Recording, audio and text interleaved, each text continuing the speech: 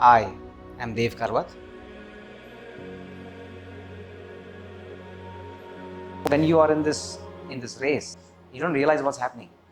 But towards the end, then you realize that why it happened. It happened because you had that whole paraphernalia around you, which allowed you to make it happen. Why I was able to do all these things is because I never had pressure from home. Before I was born, my family was living on a pension of 300 rupees a month. So I was born in a very humble, modest, middle class family. I also was very shy and very, very overprotected from the family. So I was sent away to a boarding school when I was 11 years old.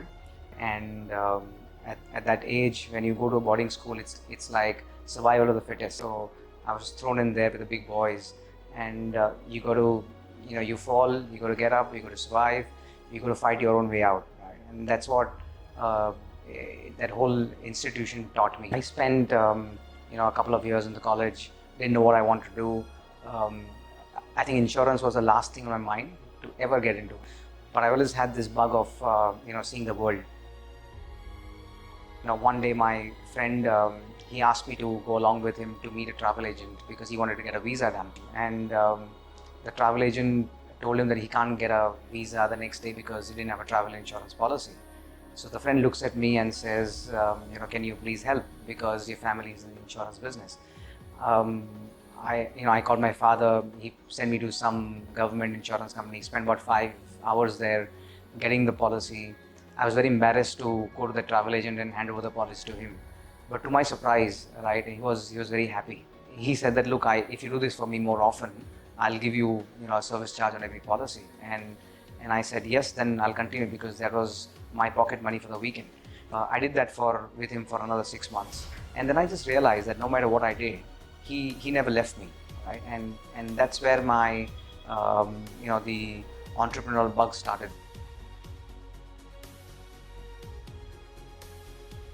In a year's time, while I was studying for college, I walked up to the travel agency and I met the manager there. And I told him that, look, I can help you on your travel insurance policies. I was 17 at that time, and he looked at me and just continued doing what he was doing. He just never took me seriously. I went back again the next day, and I did that for about 4 or 5 times. And eventually I was, still the guards were called. I was thrown out of that place. And that's when I realized that if we really wanted to make a meaningful business, we had to work with them. And after 3 or 4 months of struggle, we started doing business with that travel agency. I think that was our first success that we tasted.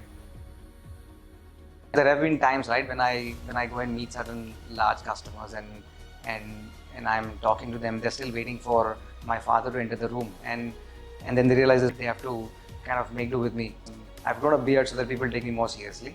I don't think it exactly worked, but it's still worth a shot, right? I still remember when we had started business, and I had not gone home for 3 days, and my father actually came and picked me up from the office and said, you have to come home now, and you can come back after 2 hours. You need to come home, you need to shower, you need to eat something, and then get back to office. So that was in the early stages when we had some commitments from the customers, and we didn't want to let them down.